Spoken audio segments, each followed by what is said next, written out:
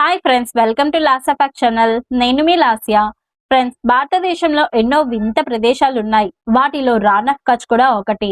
ఇది గుజరాత్ కి ప్రత్యేక గుర్తింపును తెస్తుంది. అహ్మదాబాద్ కి 130 కిలోమీటర్ల దూరంలో ఉన్న ఈ ప్రాంతం టూరిజం పరంగా ఆ రాష్ట్రానికి బాగా కలిసొస్తుంది. భారత్ పాకిస్తాన్ సరిహద్దులో ఉండే ఈ ప్రాంతం ఎక్కువ భాగం ఇండియాలోనే ఉంది. ఇది పూర్తిగా ఉప్పుతో నిండి ఉంటుంది. రాన్ అంటే ఉప్పుతో కూడిన చిత్తడి నేల అని అర్థం. కచ్ అనేది సంస్కృత పదం. దాని అర్థం తిరగబడిన తాబేలు అని. రాన్ ఆఫ్ కచ్ మ్యాప్ చూస్తే నిజంగానే తాబేలు తిరగబడినట్లు కనిపిస్తుంది. అందుకే ఆ పేరు పెట్టారు. ఇక్కడ ఎటు చూసినా తెల్లని ఎడారిలా కనిపిస్తుంది. చెట్టు చేమలు ఏవి ఉండవు. చిన్న గడ్డి పరక కూడా కనిపించదు.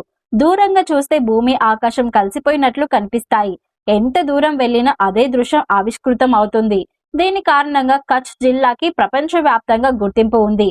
రాత్రి వేళ ఇది వెండి చందమామలా మెరుస్తుంది.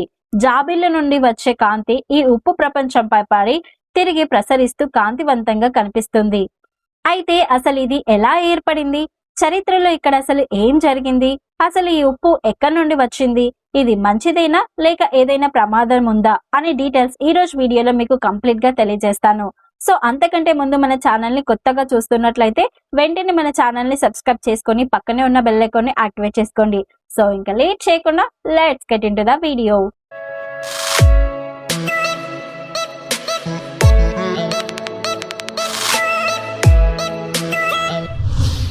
ఫ్రెండ్స్, అప్పటి వరకు భారత్ లోనే ఉన్నట్లు అనిపించిన రాన్ ఆఫ్ కచ్ కి వెళ్ళగానే ఒక్కసారిగా వేరే ప్రపంచంలోనికి వెళ్ళిన ఫీల్ కలుగుతుంది.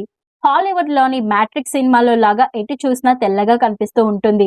అక్కడ జనాభా చాలా తక్కువ కాబట్టి అరుదైన ప్రదేశానికి వెళ్ళిన ఫీల్ కలుగుతుంది. అదేమీ చిన్నది కాదు. మొత్తం 26,000 చదరపు కిలోమీటర్లలో విస్తరించి ఉంది.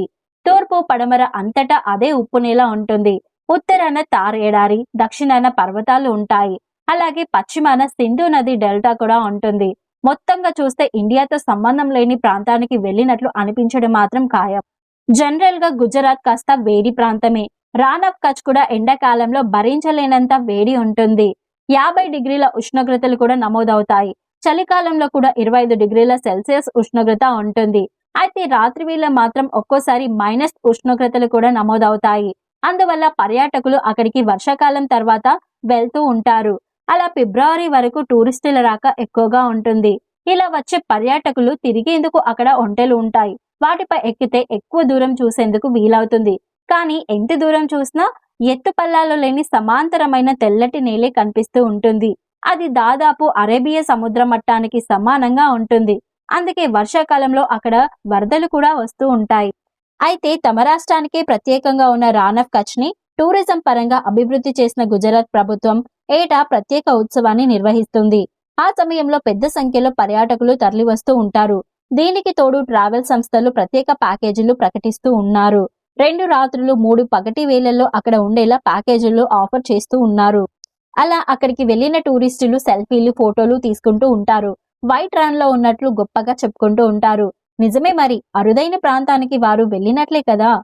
అక్కడ జైనుల ఆలయాలు, మసీదులు, స్వామి నారాయణ్ ఆలయం, మ్యూజియంలు కూడా ఉన్నాయి. వాటిని చూసిన టూరిస్టులు ఆ తర్వాత వీలైతే తార్ ఎడారిని చూస్తారు.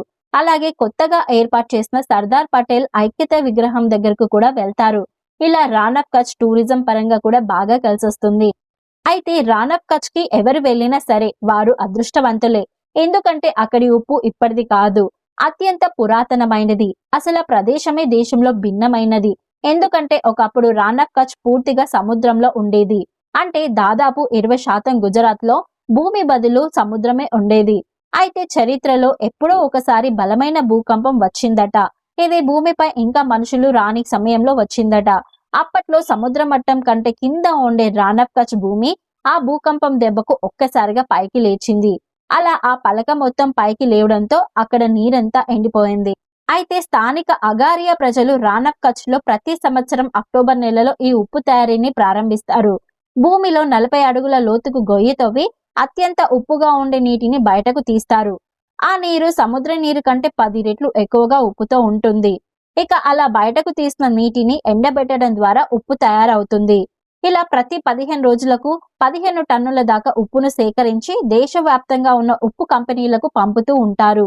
ఇలా ఏటా 6-7 నెలలు ఈ ఉప్పు ప్రపంచంలో పనిచేస్తారు. అది ఆరోగ్యానికి ప్రమాదకరమే అయినప్పటికీ వారి పేదరికం కారణంగా ఈ వృత్తిని కొనసాగిస్తూ ఉన్నారు. ప్రస్తుతం అయితే అక్కడి ప్రభుత్వం కొన్ని స్వచ్ఛంద సంస్థలు కలిసి వారికి మెరుగైన సౌకర్యాలను అందిస్తూ ఉన్నారు. ఇలా రాన్ ఆఫ్ కచ్ అటు టూరిజం పరంగా ఇటు స్థానికులకు ఆధారంగా ఉంది. సో ఫ్రెండ్స్, చూసారు కదా ఈ వీడియోని. మీరు ఎప్పుడైనా ఈ ప్లేస్ కి వెళ్లారో లేదో కామెంట్ బాక్స్ లో కామెంట్ చేయండి. అలాగే ఈ వీడియో నచ్చితే లైక్ చేసి, షేర్ చేసి, సబ్స్క్రైబ్ చేసుకోండి. Thank you.